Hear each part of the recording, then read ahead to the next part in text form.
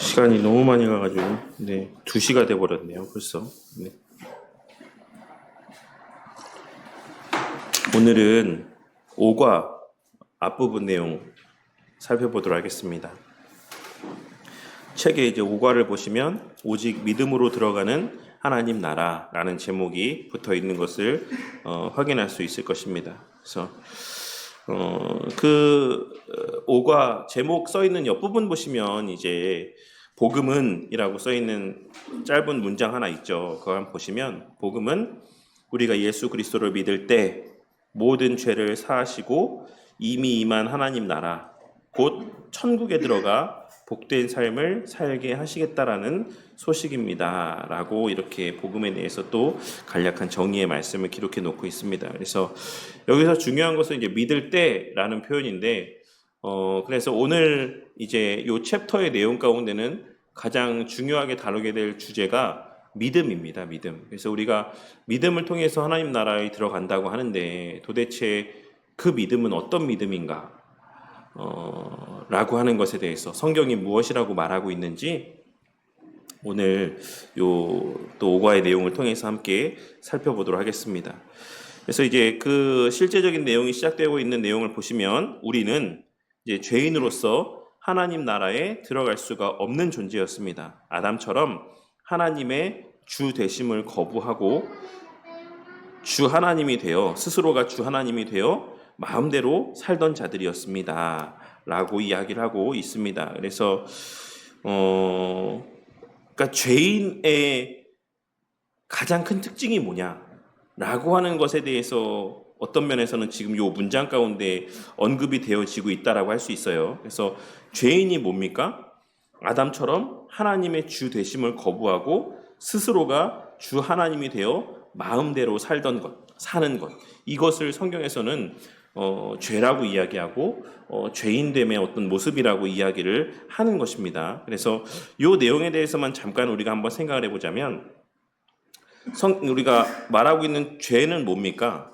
우리가 기본적으로 신앙 고백들에서 다루고 있는 죄의 정의는 뭐라고 이야기를 하고 있죠? 하나님의 말씀에 순종하지 않는 것, 그리고 더 나아가서 부족하게 순종하는 것을 죄라고 규정짓고 있습니다.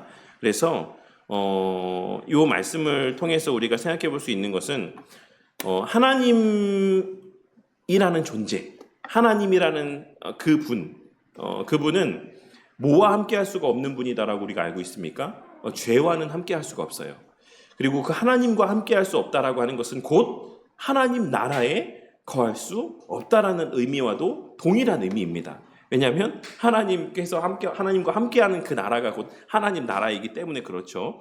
그래서 하나님 나라와 이 죄의 문제는 사실 뗄래야 뗄 수가 없는 관계인 것이고, 그렇기 때문에 또 이 하나님 나라와 뭐와 뗄 수가 없는 관계냐면 순종과는 사실 뗄래야 뗄 수가 없는 관계 가운데 있다라고 할 수가 있습니다. 왜냐하면 죄가 순종과 직접적으로 연결되어 있기 때문에 그래요. 성경이 말하는 죄는 우리는 일반적으로 죄라는 것에 대해서 이미지를 떠올릴 때 어떤 구체적인 행위에 어떤 포커스를 맞추는 경우들이 많이 있어요. 어떤 행위, 어떤 행함, 어떤 외적으로 발현되어지는 어떤 모습, 이런 것과 관계되어서 죄를 규정짓는 경우들이 있지만, 그러니까 성경이 말하는 죄라고 하는 것은 근본적으로 그 하나님 말씀 가운데 이제 불순종하는 것. 근데 그것의 동기가 뭐라고 말씀하고 있는 겁니까? 오늘 내용 가운데 하나님의 주되심을 거부하고 스스로가 하나님이 되려고 하는 마음 가운데 우리가 하나님의 말씀 가운데 불순종하게 된다는 것을 말씀하고 있는 것입니다. 그래서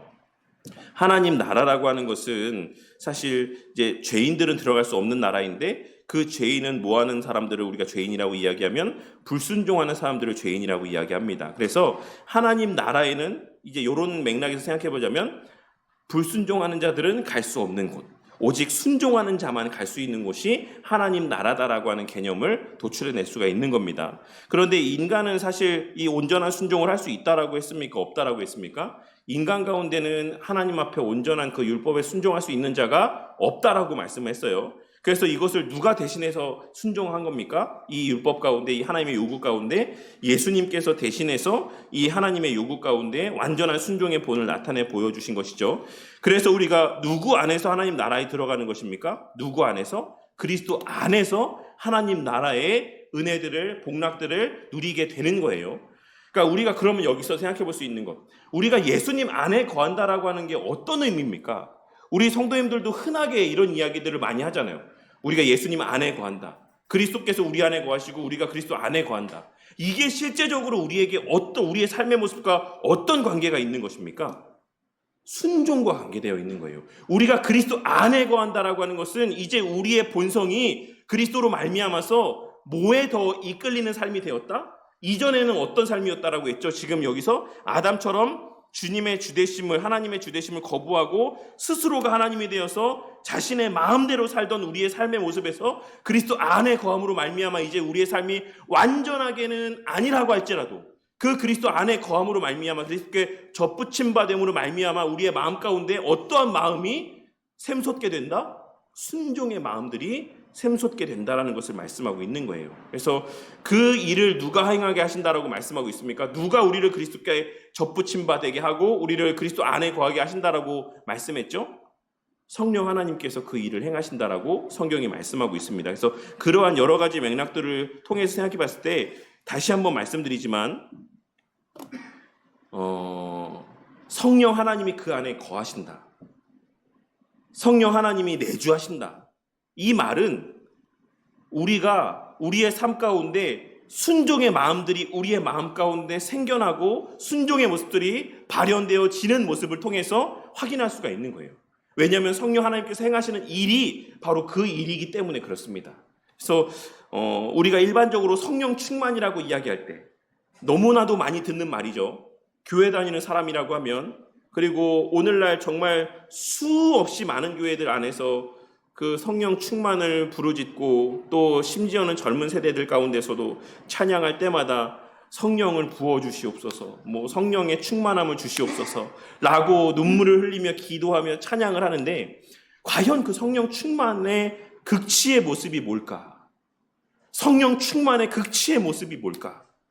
라고 생각해 보자면 결국 그리스도께서 행하신 바와 같이 하나님의 요구하시는 바에 온전하게 순종하는 삶을 살아가게 되는 것이 성령 충만입니다.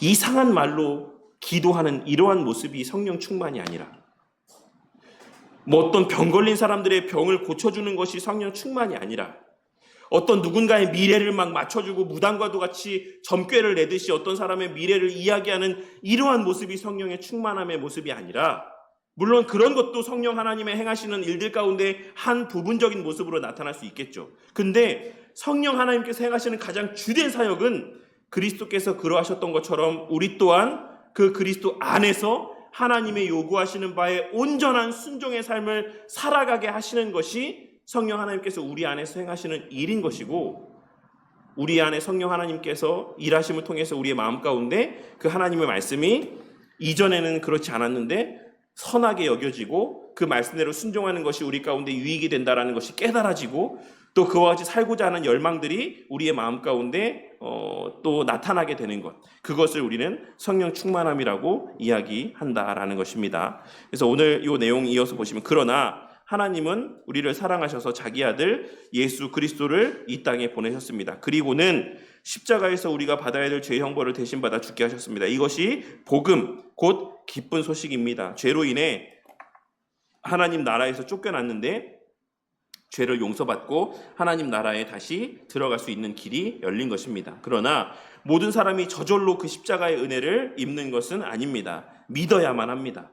예수 십자가 복음을 믿을 때 죄사함을 얻고 하나님 나라에 들어가는 복을 받습니다. 그렇기에 이 믿음이라고 하는 것이 너무나도 중요합니다. 그리고 실제로 사실 이 믿음이라고 하는 것에 대해서 제대로 이해하지 못하고 있기 때문에 오늘날 수많은 사람들이 자신에게 믿음이 있다라고 생각을 하면서도 여전히 하나님과 아무 상관이 없는 삶을 살아가는 모습을 보게 될 때도 많습니다.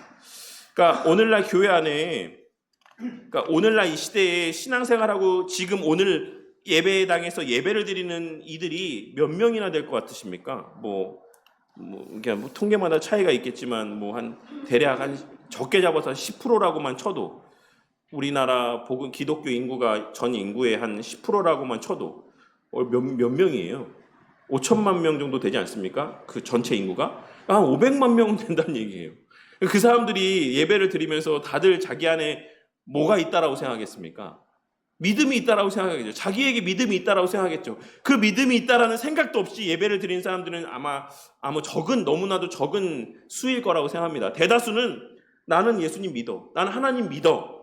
나에게는 믿음이 있어. 라는 생각으로 다 예배를 드리겠죠. 근데 그 정도의 수가 매 주일마다 예배를 드리고 있음에도 불구하고 오늘날 한국 교회의 모습, 사람들이 바라보는 성도들의 모습, 교회의 모습은 참 부끄럽게 그지없는 모습이 있습니다. 그래서 그렇다라고 본다면 분명 그 믿음이라고 하는 것에 대한 오해들이 있다라고 하는 것을 우리가 한번 생각해 볼 수가 있죠. 그래서 오늘 그 내용을 한번 보도록 하겠습니다. 다음 페이지에 갈라디아서에서는 우리가 율법의 행위로서가 아니고 그리스도를 믿음으로써 의롭다함을 얻으려 함이라 라고 기록이 되어 있고, 로마서에서는 사람이 의롭다 하심을 얻는 것은 율법의 행위에 있지 않고 믿음으로 되는 줄 우리가 인정하노라 라고 이렇게 고백을 기록을 하고 있습니다. 여기서 우리가 믿음과 관련해서 주목해 보아야 될 표현은 바로 의롭다함을 얻는다 라는 것입니다. 우리가 이것을 뭐라고 이야기하죠?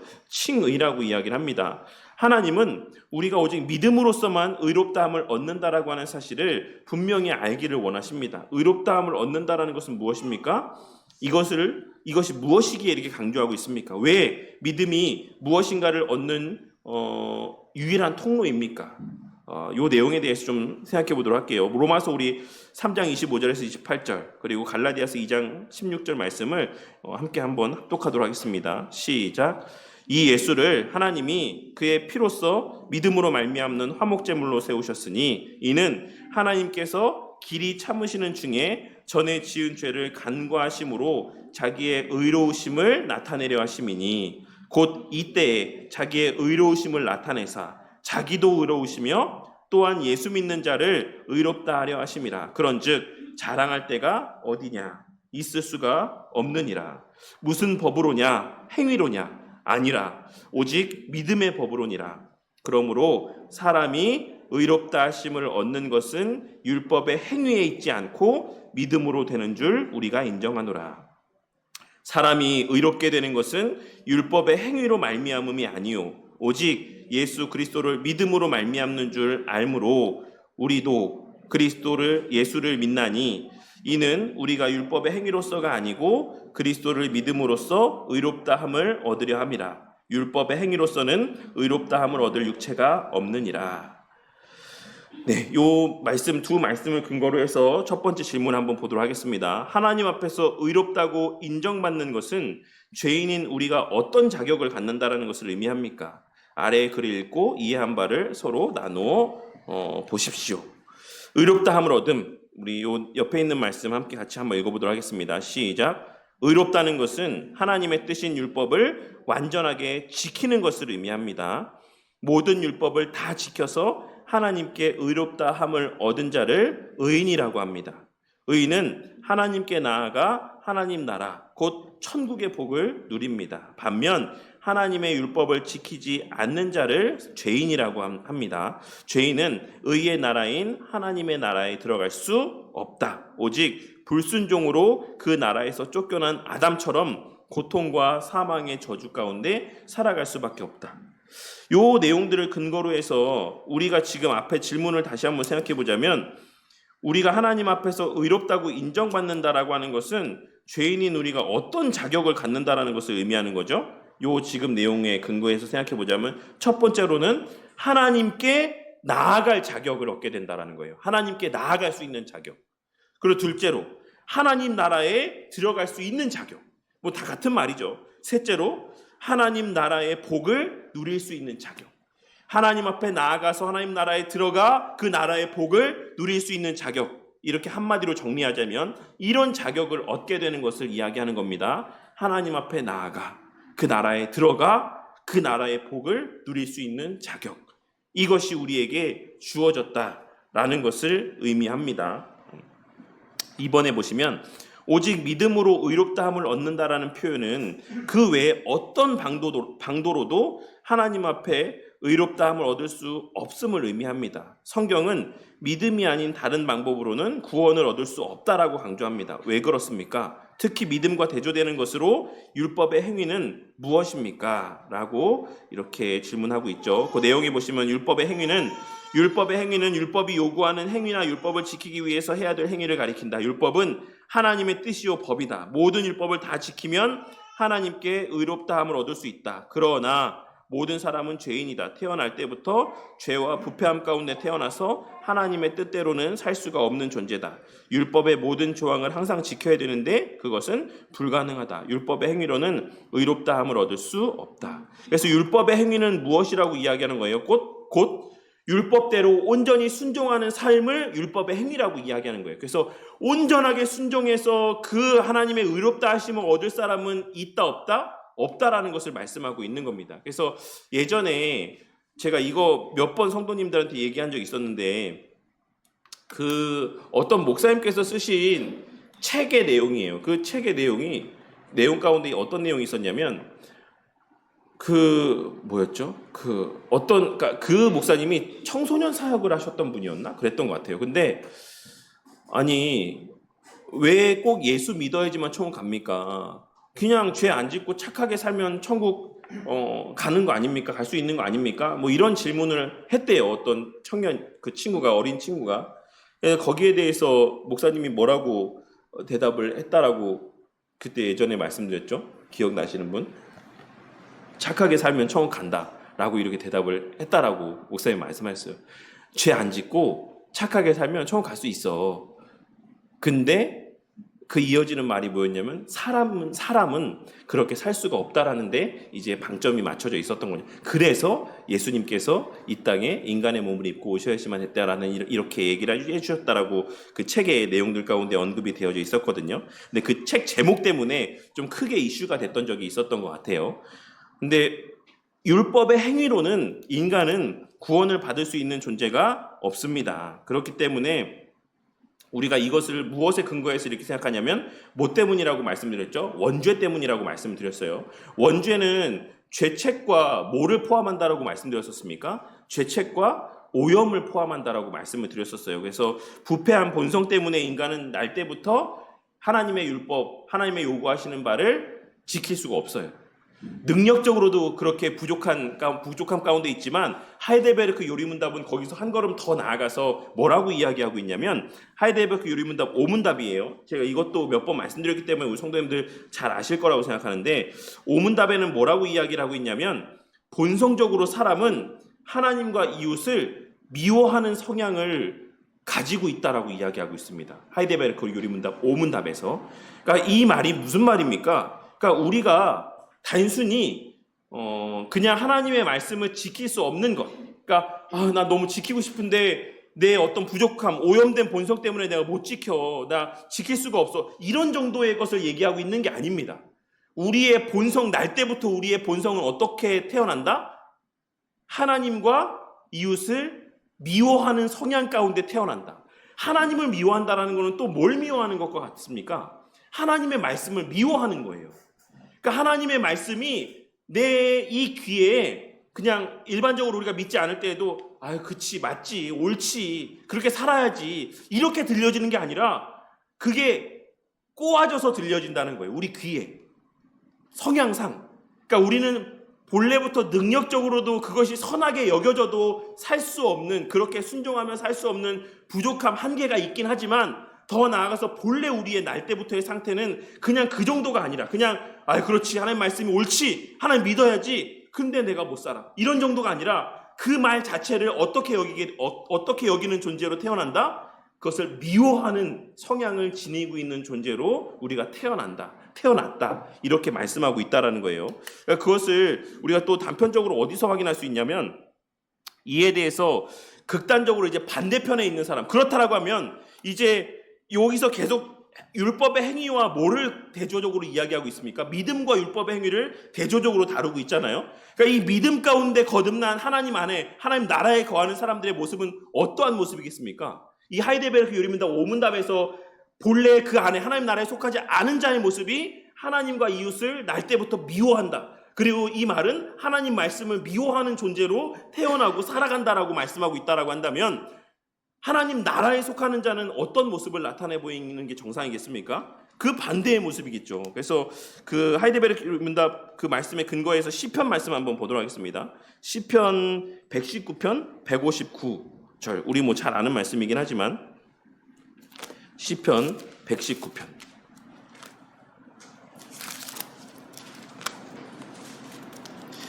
159절.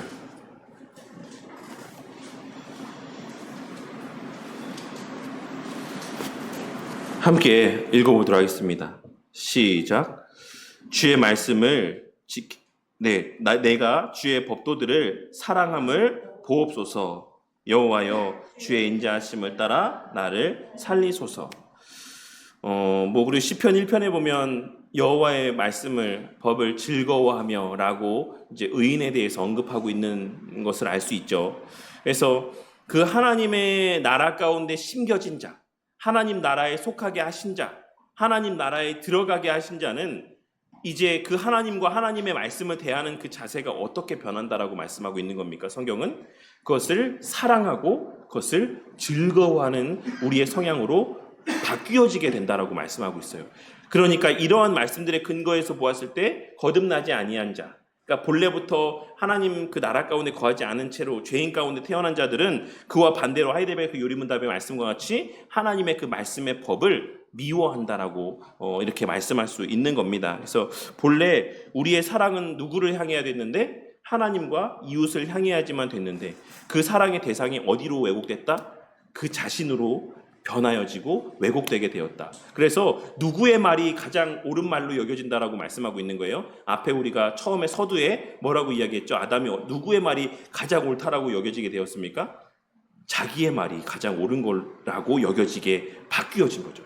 자신을 가장 신뢰하고 자신을 가장 사랑하고, 그래서 내 생각, 내 말, 나를 위한 모든 것들이 다 선하게 여겨지게 되었다라는 것을 성경이 말씀하고 있는 겁니다. 하지만 그 본래의 사랑과 신뢰는 누구를 향한 것이어야지만 되었습니까? 본래는 하나님과 이웃을 향한 것이 되었어야지만 되었던 것이에요. 본래 하나님을 향하고 아담과 하와도 서로를 향한 신뢰와 그러한 어떤 사랑 가운데 거했어야지만 되는 존재였음에도 불구하고 그 대상이 바뀌어지게 되었다라는 것입니다. 그래서 그러한 죄의 결과로 이제 우리는 그냥 단순히 우리가 원죄 가운데 오염 가운데 이제 하나님 말씀대로 순종하며 살 수 없다라는 말은 앞서도 말씀드렸던 것처럼 그냥 우리가 그러한 한계 가운데 살아가게 되었다라는 것만을 의미하는 게 아닙니다. 의지적으로도 그 반대되는 것을 더 사랑하고 그것에 더 끌리는 삶을 살아가는 존재가 되었다라는 것을 의미하는 것이에요. 그렇기 때문에 절대로 그 율법의 모든 요구, 하나님께서 요구하시는 바 외적인 행위들조차도 우리는 온전히 순종하며 살 수 없지만 그 율법의 요구 가운데 순종하라는 것은 궁극적으로는 무슨 말을 하나님께서 하고 있으신 거냐면 내 말대로 하는 것이 너에게 가장 유익이 되는 거야. 그게 가장 선한 거야. 그게 가장 옳은 거야. 라고 인정함 가운데 행하는 것을 하나님께서는 요구하시는 것이에요. 그러니까 우리가 외적인 모습으로는 어떻게든 아등바등하면서 율법의 요구 가운데 순종하는 모양 가운데 살아갈 수는 있지만 궁극적으로 더 나아가서 그 하나님을 향한 신뢰로서의 그 온전한 순종까지는 절대로 사람으로서는 다다를 수 없다. 그것을 행할 수 없다. 라는 것을 성경이 계속해서 말씀하고 있다라고 할 수 있는 것입니다. 3번에 보시면 하나님은 죄인이라 할지라도 예수 그리스도를 믿을 때 의롭다 함을 얻을 수 있다라고 약속하셨습니다. 예수 그리스도를 믿는다는 것은 무엇을 믿는다라는 것입니까? 그래서 예수의 형벌적 대속적인 죽음을 믿는다라는 것을 말씀하고 있는 것입니다. 그래서 그 말씀이 어디에 나와 있냐면 그 다음 페이지에 그 내용이 나와 있을 것 같은데요. 네, 고린도전서 뒷페이지에 있는 말씀 뒤에 페이지입니다. 네, 분명한 지식에 근거한 신뢰. 그 내용을 한번 보도록 할게요. 네, 거기 고린도전서 15장 1절에서 4절 말씀인데 이따가도 읽을 내용이지만 한번 지금 같이 한번 읽어보도록 하겠습니다. 시작. 형제들아, 내가 너희에게 전한 복음을 너희에게 알게 하노니 이는 너희가 받은 것이요 또 그 가운데 선 것이라. 너희가 만일 내가 전한 그 말을 굳게 지키고 헛되이 믿지 아니하였으면 그로 말미암아 구원을 받으리라. 내가 받은 것을 먼저 너희에게 전하였노니 이는 성경대로 그리스도께서 우리를 위하여 죽으시고 장사 지낸 바 되셨다가 성경대로 사흘 만에 다시 살아나사라고 말씀하고 있는 이 내용을 통해 우리가 확인할 수가 있는 것처럼 예수 그리스도를 믿는다라고 하는 것은 예수님께서 우리를 대신하여 죽으시고 다시 살아나셨다라고 하는 것을 믿는 것입니다. 근데 이 예수님의 죽으심과 부활에는 어떤 의미가 담겨 있다라고 말씀드렸죠? 형벌적 그리고 대속적인 의미가 담겨 있다라고 말씀을 드렸습니다. 그래서 형벌적인 의미 가운데는 어떤 의미가 담겨 있냐면 우리의 죄 문제가 해결이 되었다라고 하는 것의 의미가 담겨져 있고, 대속적인 죽음이라는 것은 이제 우리가 누구의 것이 되었다? 그리스도의 것이 되었다. 하나님의 것이 되었다. 라고 하는 의미가 담겨 있습니다. 그래서 예수 그리스도를 믿는다라고 하는 것은 요 뒷페이지에, 다음 페이지의 마지막 단락, 이제 우리는 라고 하는 그 말을 한번 읽어보도록 할게요. 이제 우리는. 그 다음 페이지에. 보셨습니까? 이제 우리는 예수님을 믿어야 합니다. 이렇게 써 있는 부분 찾으셨어요? 새로 된 책에, 저랑 다른 데를 보시는 것 같은데. 새로 이번에 구입하신 책은 79페이지고. 네. 찾으셨어요? 율법을 따라 행함, 예수 그리스도를 믿음, 그 네모 박스에 있는 위에 보시면 단락이 있잖아요. 거기에 이제 우리는 이라고 써 있죠. 그 내용을 한번 같이 보도록 할게요. 이제 우리는 예수님을 믿어야 합니다. 예수님이 우리의 죄를 대신 지시고 십자가에서 그 죄의 형벌을 받으셨다는 것을 믿어야 합니다. 예수님이 우리의 그리스도, 즉 구원자요 하나님 나라를 이 땅에 회복시키시며 다스리시는 주이신 것을 믿어야 됩니다. 요 내용이 사실 예전에 제가 과거에 미국 교회 안에서 있었던 큰 하나의 논쟁이 있었다라고 말씀드렸잖아요. 그 존 메가돈 목사님을 필두로, 그 중심으로 그 주제권 논쟁이라고 하는 미국 교회 안에서의 논쟁이 있었다라고 말씀을 드렸죠. 그 주제권 논쟁의 요지가 뭐였다라고 말씀드렸습니까? 예수님이 어떤 존재냐라고 하는 것에 대한 상반된 견해가 있었다라고 말씀을 드렸죠. 그래서 예수님이 세이비어냐 로드냐, 그래서 어떤 일부의 사람들은 예수님은 세이비어다 이렇게만 이야기를 했다라는 거예요. 근데 만약에 그렇게 되면 어떻게 됩니까? 예수님은 그냥 우리를 구원하신 분이시고 구원받은 이후에 우리는 어떻게 살면 돼요? 그냥 우리가 원하는 대로 살면 돼요.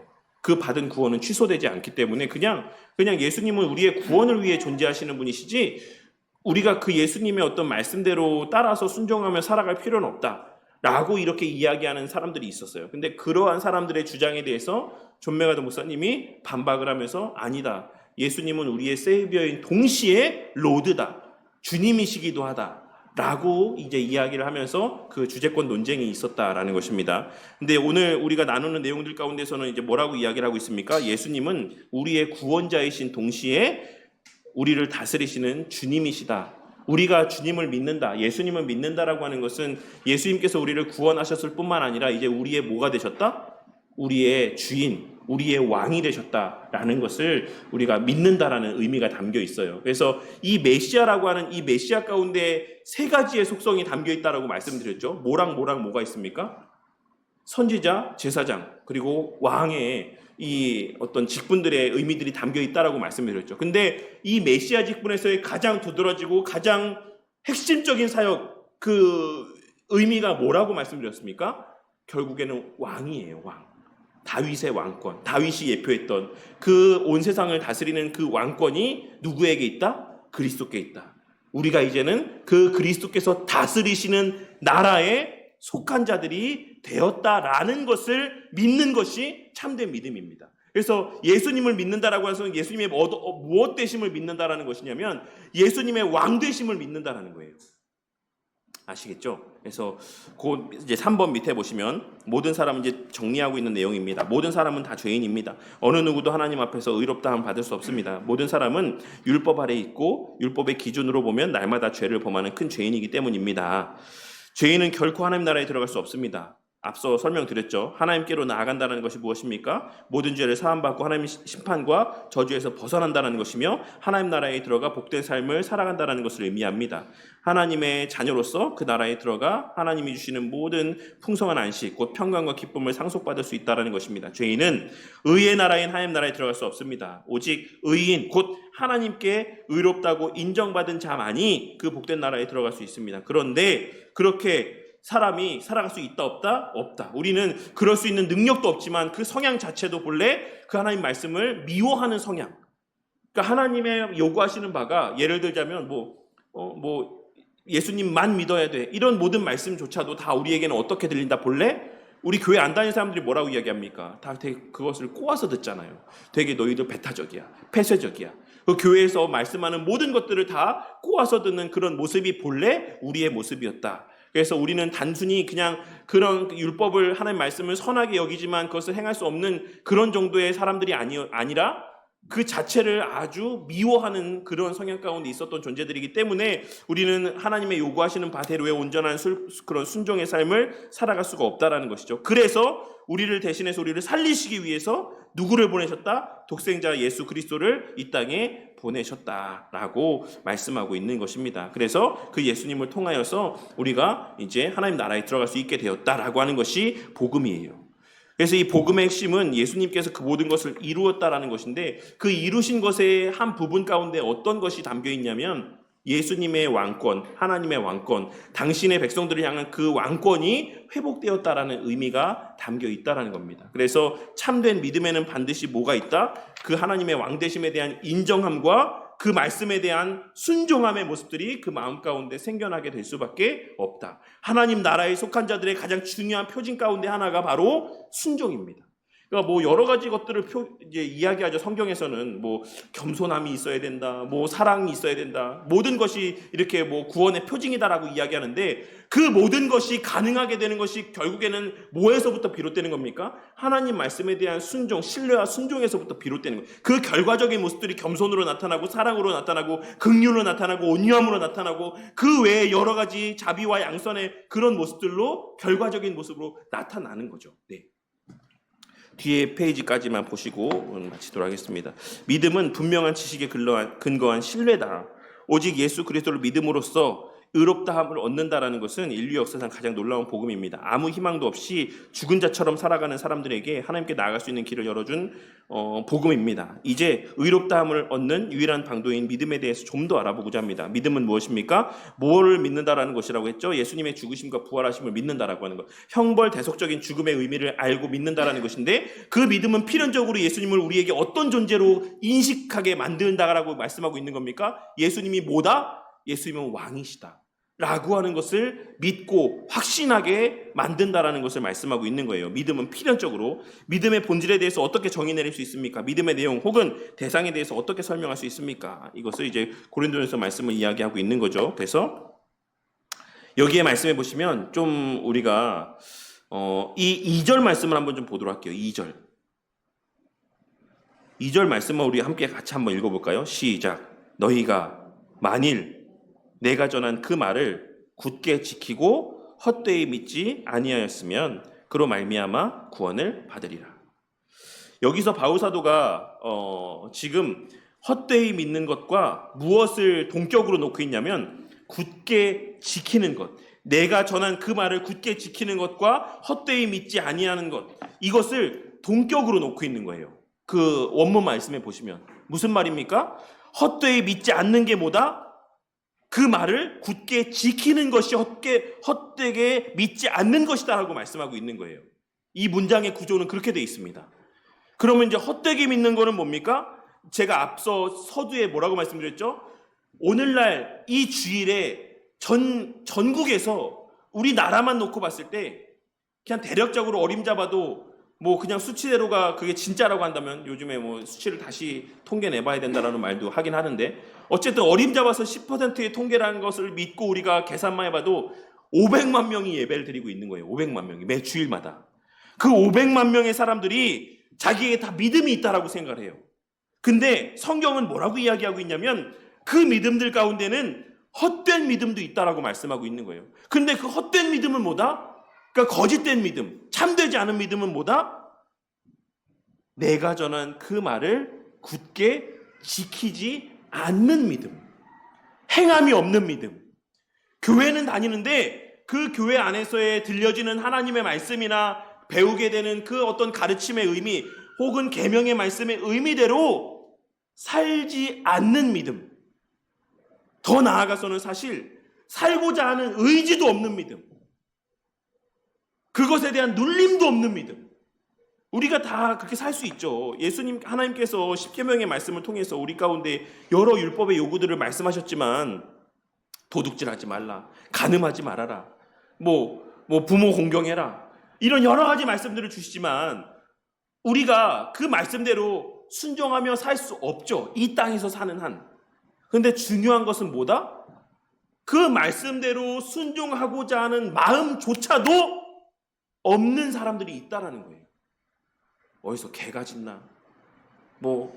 누가 어디서 쓸데없는 말들을 하나?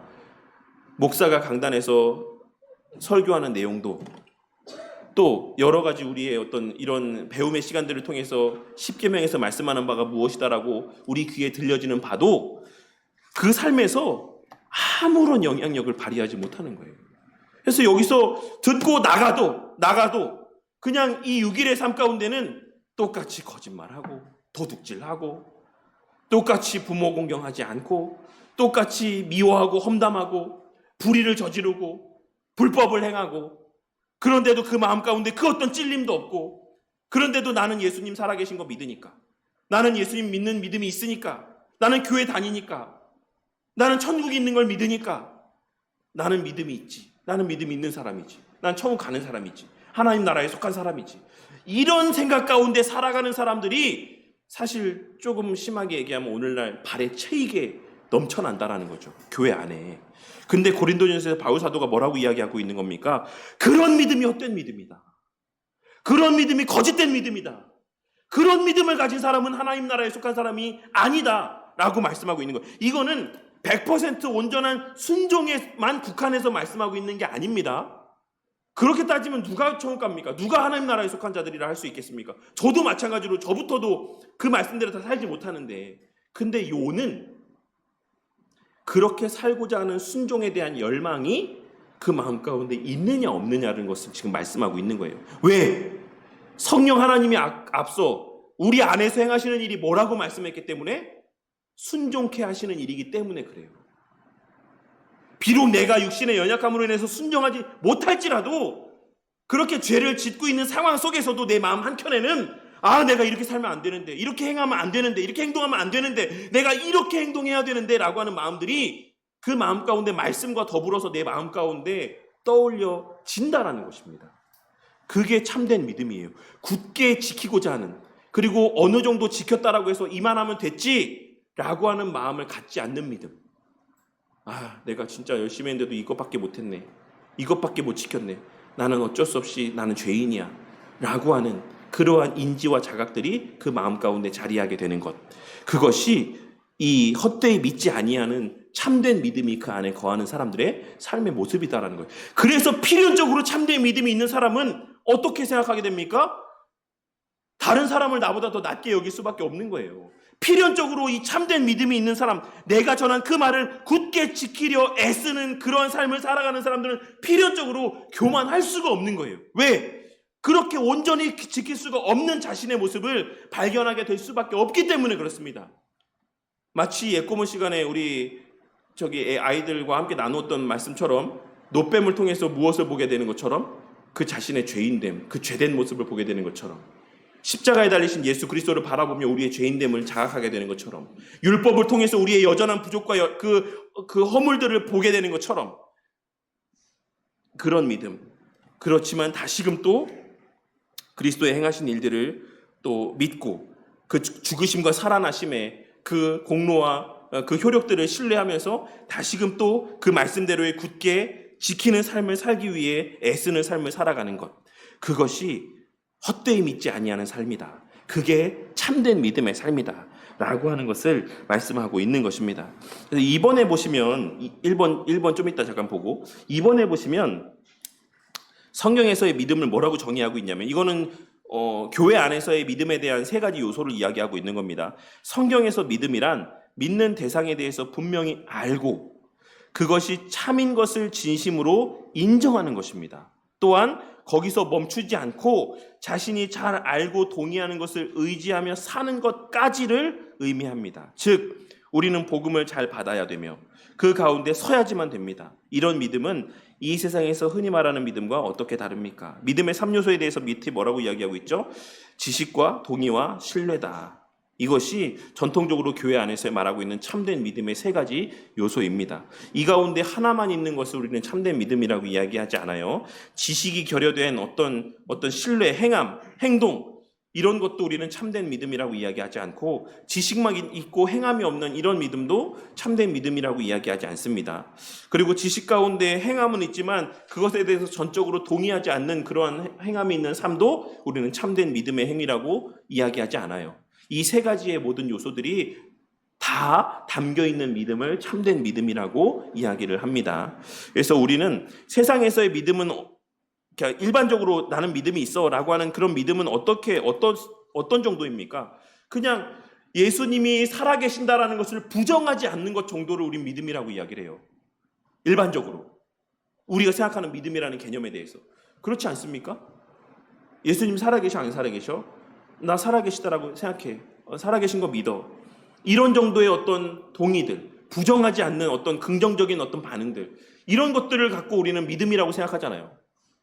근데 이 정도의 믿음이라고 하는 것은 세상 사람들이 생각하는 믿음을 이야기하는 거고, 성경이 말하는 믿음은 그런 정도의 동의, 부정하지 않는 어떤 긍정적인 반응, 이런 정도의 것을 성경은 참된 믿음이라고 이야기하지 않는다라는 거예요.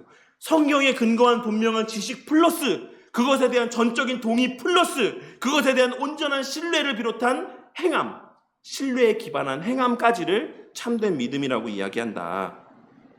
그래서 로마서 1장 5절에 보시면, 그로 말미암아 우리가 은혜와 사도의 직분을 받아 그의 이름을 위하여 모든 이방인 중에서 믿어 순종하게 하나니, 행함까지를 이야기하고 있는 것이다라는 것을 우리가 꼭 기억해야지만 되겠습니다.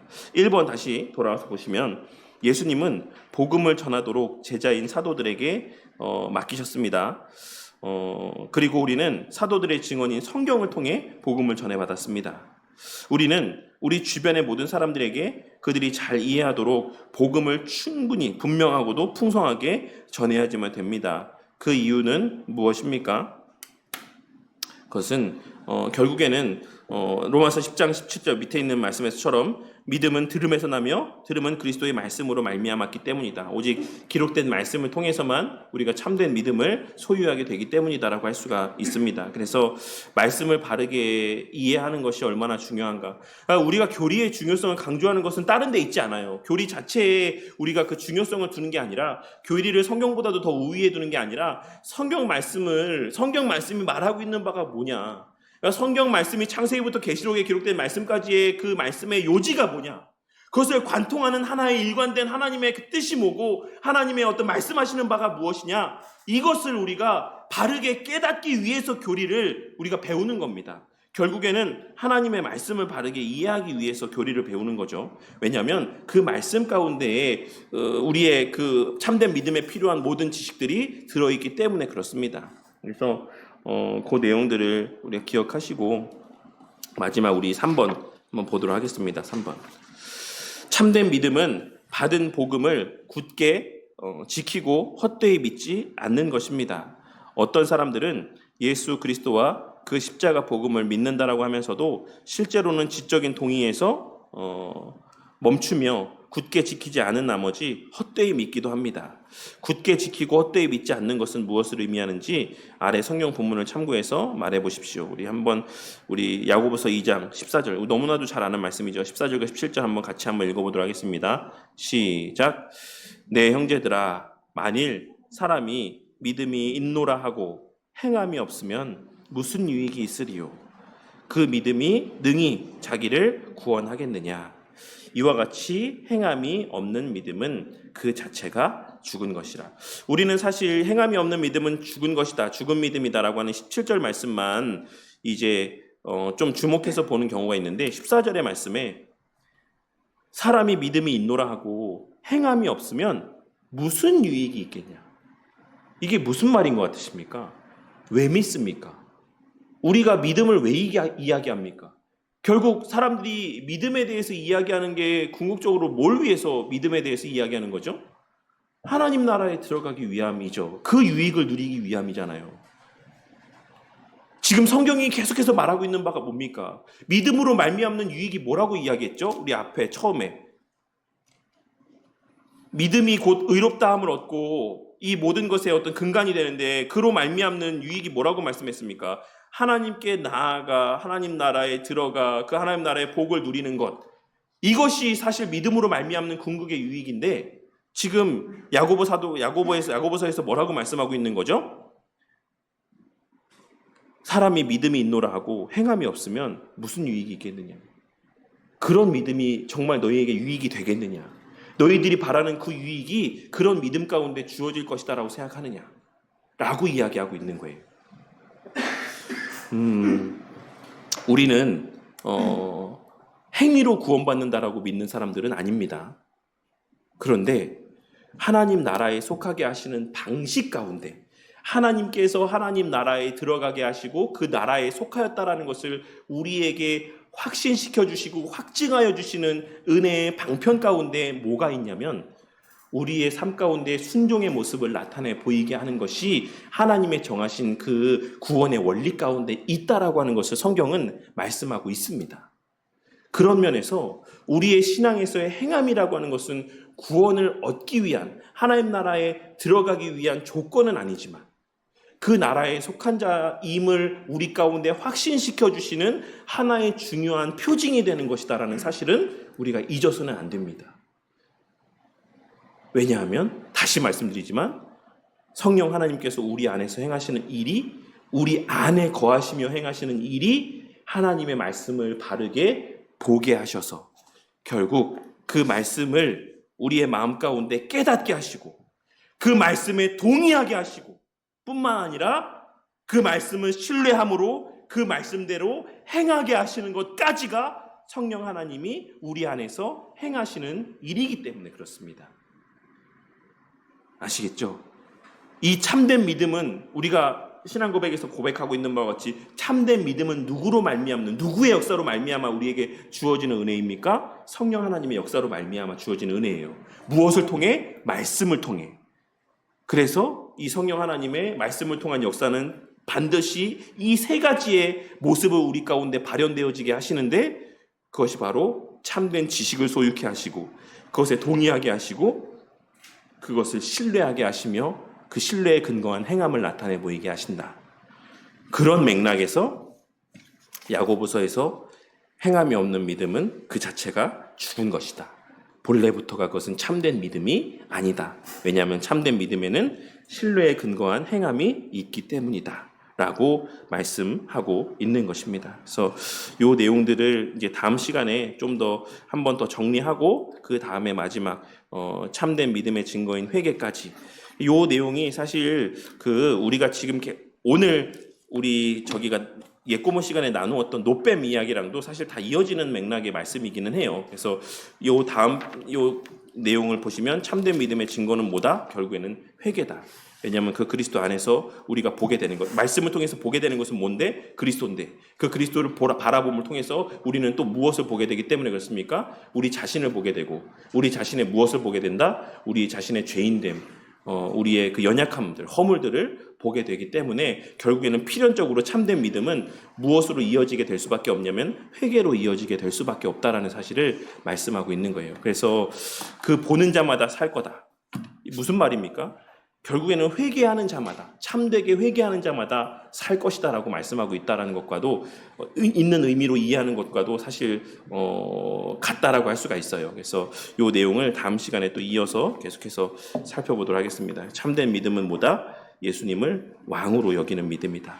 그래서 그 예수님의 예수님 되심을 알고 하나님 되심을 알고 그 하나님 말씀 가운데 순종하고자 하는 열망들, 열의들이 우리의 마음 가운데 솟아나는 것, 그것이 참된 믿음의 표징이라고 할 수가 있습니다. 그리고 실제로 그러한 삶을 살고자 하는 행함들이 나타나고, 그런데 결국 우리는 그런 삶을 살 수 있습니까? 없습니까? 살 수 없죠. 그래서 우리는 다시금 누구를 바라보게 되는 겁니까? 오직 그리스도를 바라보게 되는 것입니다. 네, 이런 내용들을 나중에 이어지는 내용들을 다음 시간에 또 이어서 살펴보도록 하겠습니다. 기도하겠습니다. 하나님 감사합니다.